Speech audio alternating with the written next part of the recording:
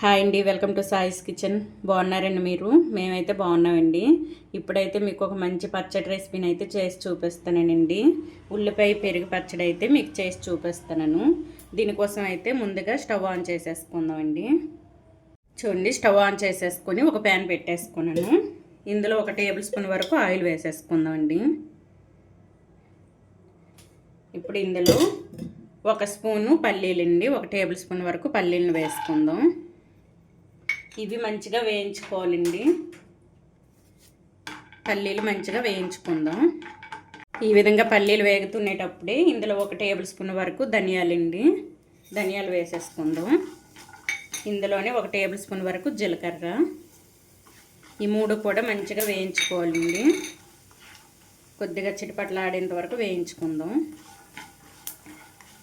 ఇప్పుడు ఇందులో ఒక 5 వెల్లుల్లి రెబ్బలండి.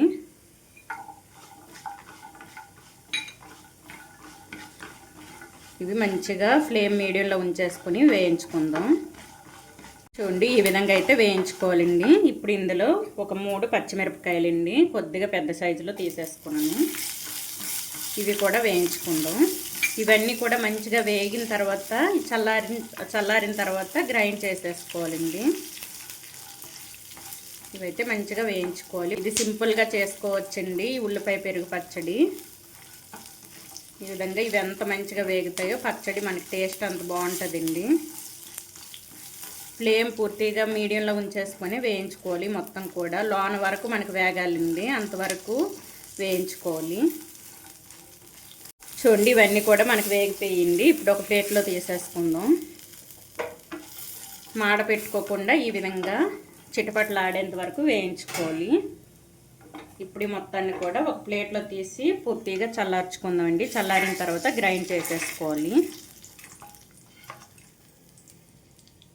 చూడండి, మనం వేయించుకున్న పల్లీలు, ధనియాలు, ఈ జీలకర్ర అన్నీ కూడా పూర్తిగా చల్లపడ్డాయండి. ఇప్పుడు ఇవి గ్రైండ్ చేసేసుకుందాం.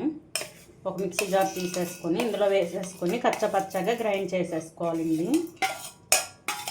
ఎక్కువ పేస్ట్ లాగా కాకుండా కచ్చపచ్చగా కొద్దిగా నలిగితే సరిపోద్దండి. ఇవైతే గ్రైండ్ చేసి చూపిస్తానండి.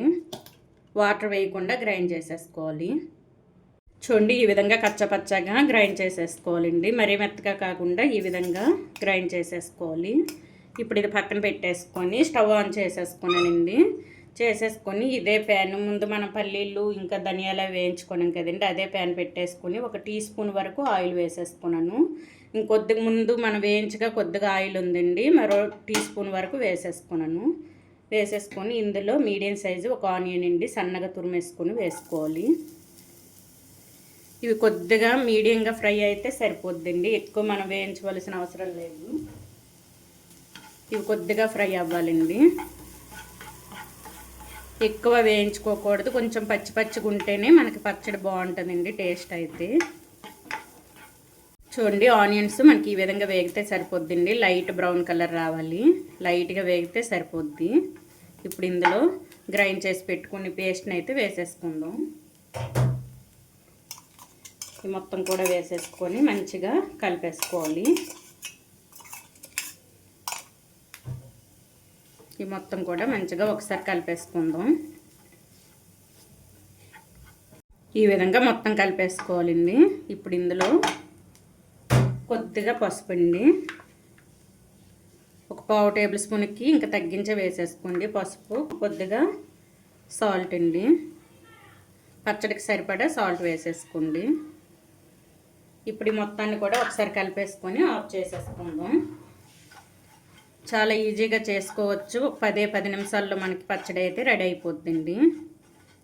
ఈ విధంగా మొత్తం ఒకసారి కలిపేసుకొని ఒక 1-2 మినిట్స్ తర్వాత ఆఫ్ చేసేసుకోవాలి. మొత్తానికి కూడా మనం వేసుకున్న సాల్ట్, పసుపు అన్నీ కూడా పట్టాలండి ఈ ఆనియన్స్కి, పచ్చడికి మొత్తం కూడా.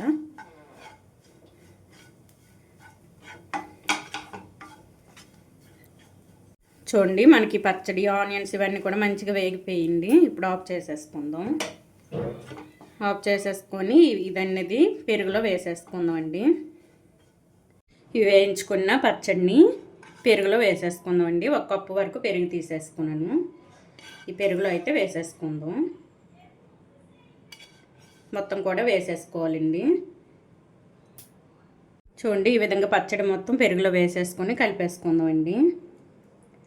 మంచిగా కలిసేటట్టు ఈ పెరుగులో కలిపేసుకుందాం.